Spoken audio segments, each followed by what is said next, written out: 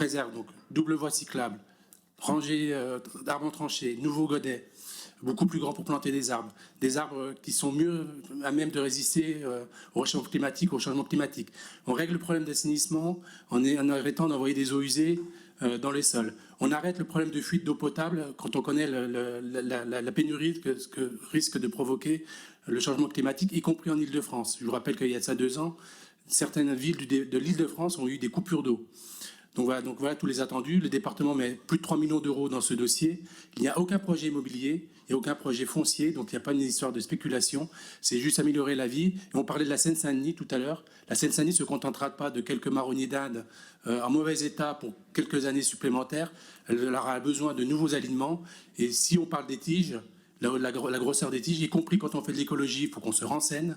Plus on plantera des arbres anciens et en les déplaçant d'un lieu à un autre, plus ils sont fragilisés et ne tiendront moins bien le stress hydrique et les changements climatiques, plus l'arbre est assez récent et assez jeune, qu'on n'a pas blessé ses racines en le transportant d'un endroit à un autre, plus il sera même de résister dans l'avenir.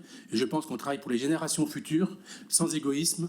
Et comme disait Madame Raymonde Bidochon, qui plantait des arbres dans son jardin, en regardant les spectateurs ou les liseurs de BD avec son gros nez en disant « il faut du temps pour faire un chêne centenaire ». Voilà. Donc, il faut du temps pour faire des chênes centenaires, mais il faut qu'on y attaque dès maintenant pour réussir à laisser à notre ville et aux générations futures quelque chose de sérieux. Alors sur le calendrier, au mois de septembre, il y aura une nouvelle consultation des habitants du quartier dans laquelle on va leur demander de choisir les essences d'arbres parmi celles qui ont été choisies par le muséum pour savoir comment on les alterne, ainsi de suite, entre des grandes tiges, des tiges moyennes et des tiges basses, puisque là, il faudra tenir compte aussi de le rapprochement des façades.